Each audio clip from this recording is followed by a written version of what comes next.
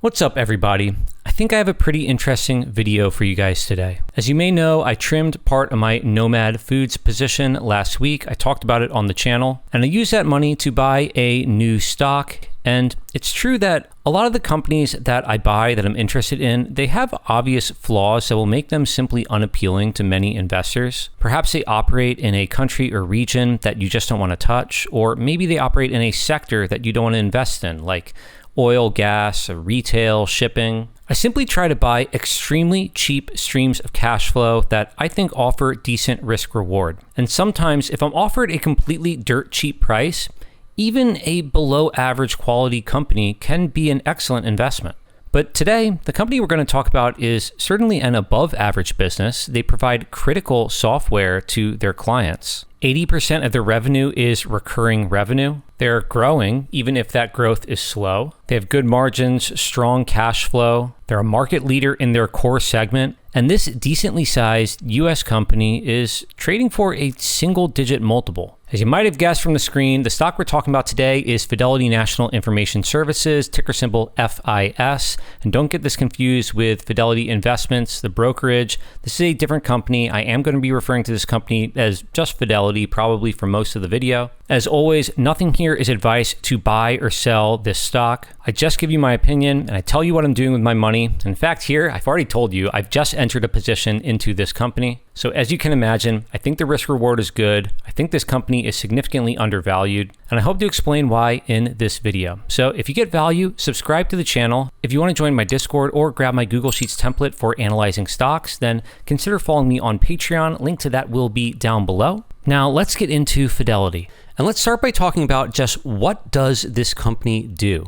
Because I imagine many investors are not familiar with the business. In fact, I actually haven't seen anyone else on YouTube even talking about this company. They have really three segments. They call them two. They divide this up into banking solutions and capital markets, but I'm going to think about banking solutions as subdivided into core processing and to card issuing. And even though you see the word banking right here, Fidelity is not a bank. They are a technology company. They are providing technology to banks. And this first segment here, bank core processing, this is really where I think they have the widest moat. Now, if you follow the channel, you know that I have a significant investment in Fiserv. Fidelity is a competitor to Fiserv here. There are three big bank core processors, Fiserv, Fidelity, and Jack Henry. And one way or another, if you're a bank, you need someone to manage your core operating system, your ledger. Who has what in each account? How is money being moved around from accounts, credits and debits on those accounts? And while some of the really big banks develop and manage this technology themselves, for most banks, especially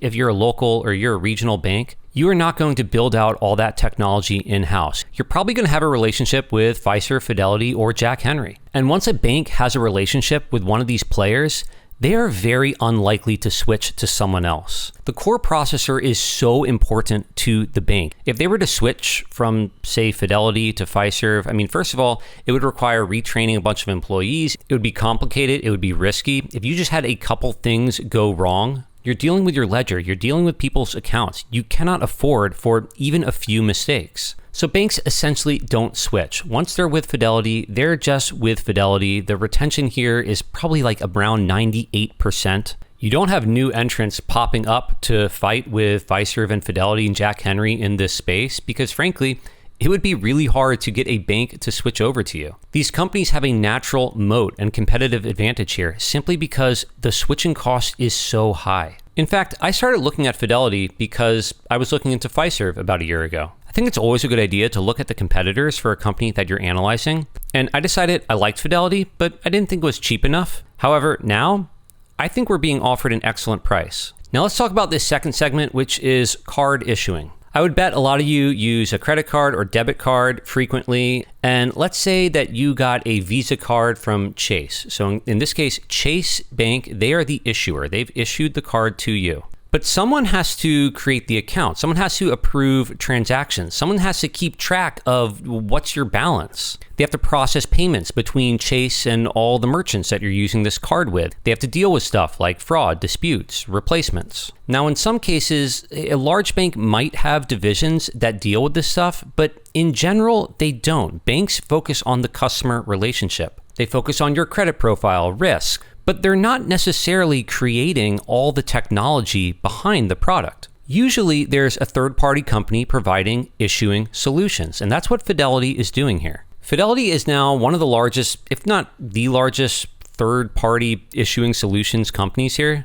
They have massive scale, and again, this is critical technology for banks. The demand for the services that Fidelity provides, it's not going away in 5 years, in 10 years. And it's an industry without too many competitors. And then finally, the smallest segment for them is what they call capital markets. This is essentially software and technology that they're providing to their clients, again, mostly banks, for trading and commercial lending. Again, this is also critical infrastructure for their clients, but I think of their moat as maybe a little bit less strong here. While this segment is also mostly recurring revenue, it would be possible for, a bank to switch over from using some of their services here to another provider. Whereas in this bank core processing segment over here, banks are not going to just switch away from Fidelity. They have a very wide moat here. It is extremely sticky revenue. So that's the overview of the business. Overall, 83% recurring revenue. Basically, every quarter, they're collecting money on these contracts that they have. And it's quite profitable. They focus on EBITDA margins. EBITDA stands for earnings before interest, taxes, depreciation, amortization. Not most people's favorite metric, and adjusted EBITDA can mean essentially anything the company wants. But if you just look at free cash flow, their free cash flow margins are in the high teens, close to 20%. So this is quite a profitable business. They produce a lot of cash. They focus a lot on talking about recurring revenue growth. And we see that's about 5%. So this isn't a crazy fast growing business, but that doesn't mean it's not a high quality company. You're not going to have tons and tons of banks popping up in the US. They're not going to be growing their clients 20% year over year. In fact, if anything, since the great financial crisis, you've had a consolidation in banking. There are fewer banks today than there were before, but they're larger banks. There are more accounts. There's more transactions. 5% recurring revenue growth represents, a couple percent increase year over year for pricing, and low single-digit growth for just an increase in transactions and accounts. Now, the bottom line is growing a bit faster than this top line here, and that's for a couple reasons. As I said, it's a pretty asset-light business. The costs are not growing as fast as the revenue, so they have had margin expansion here. I think high single-digit growth for earnings going forward is completely reasonable. So actually, if you just want a very quick back-of-the-envelope calculation, if the market never gives this company any love, if they never trade for a higher multiple, sentiment never changes here, I would still expect to earn about this 4% dividend that they're paying out, plus high single-digit growth on the bottom line. So I think you could expect about 12% annualized returns on this stock without any change in market sentiment. However, we are also at essentially record low valuations for this business. So your next natural question is probably why? Why does it seem like the market hates this company right now? It seems like we're looking at a solid business. And to answer that question, we need to go back and talk a little bit about the musical chairs of segments that's gone on between Fidelity and Global Payments and some other players here. So back in 2019, Fidelity bought WorldPay for a little over $40 billion. Now WorldPay, they're in that sort of merchant solutions, merchant payments business. So essentially enabling merchants to accept payments. They paid quite a bit for WorldPay, about 20 times EBITDA at the time. And WorldPay really lost ground to Stripe and Adyen. In hindsight, this wasn't a good deal. Fidelity overpaid. Then a few years ago, I think in 2023 or 2024, Fidelity sold off 55% of WorldPay to private equity. And now, in the beginning of this year, Fidelity sold off the rest of WorldPay to Global Payments, and they acquired Global Payments' issuer solutions business. So the end result of this game of musical chairs is that they are now one of the largest third-party issuing solutions companies in the world. And they don't have a merchant solutions side of their business at all. They're much more focused, much more streamlined. And honestly, I would argue that their moat is much stronger now. They're not trying to compete with Adyen and Stripe and all these merchant acquirers out there. That's an extremely competitive world. Their focus now is just providing services and technology to banks. And that's the world where they have a bigger edge over competition. They said at the time that they announced this switch up that, not only is this going to simplify our business, it's going to increase our cross-sell with banks. Hey, not only can we be your core processor, we'll also provide the technology behind your cards. Fidelity already had an issuer solutions segment, so now combining with global payments, they had more scale. They said, we're going to realize cost synergies. And in fact, on the most recent earnings call, they said, our synergies here are a little more than we thought. So we're increasing our free cash flow guidance for the year. We're increasing it $100 million to now, $2.2 billion at the midpoint. And they're saying, by the way, we think we can grow free cash flow to be over $3 billion by 2028. Now, quickly for reference, this company is trading for a market cap of a little over $20 billion, $21 billion right now. So roughly 10 times current free cash flow, 7 times that 2028 number that they're giving us. And since they announced this spinoff, the stock is down, almost 50%. That's in spite of the company performing extremely well. Mid-single growth on the top line, margin expansion, high single growth on the bottom line. I should point out, when they talk about adjusted earnings per share, they're talking about earnings if you don't account for things that are associated with this game of musical chairs, of selling off divisions. We're not going to look at, the tax and amortization effects of these transactions. We're just going to say, okay, imagine the business that we have now, that's our business going forward. What's the underlying earnings power of the enterprise? And it's quite good, although I feel like the market is still punishing them for past mistakes that they made buying WorldPay. It's not unusual that mergers and acquisitions can sometimes lead to this dislocation between price and value. And I think that's partly what's going on here. So that's reason one why I think the market is, pricing this at about 8 times forward free cash flow, 7-ish times forward earnings, pretty close to the cheapest multiple this company has ever traded for. And the second reason is their debt. The end of this game of division swapping has left them with a little over $20 billion in total debt. Now, that debt is spread out over a pretty long period of time. Some of it is even going out to 2052, 2040s. And if you're curious, the bond market is pricing this debt as if it's very high investment grade. Based on the effective yield the bonds are trading for, bond market is essentially saying, this company is not going bankrupt. They're going to be able to meet their obligations just fine. And management has said, we're pausing share buybacks right now. We're just going to focus on reducing the leverage, reducing the debt. We want to get our leverage ratio under 3, and possibly towards the end of next year, we'll resume share buybacks. In the past, this company has returned a lot of capital to shareholders, not only with that dividend that we looked at, but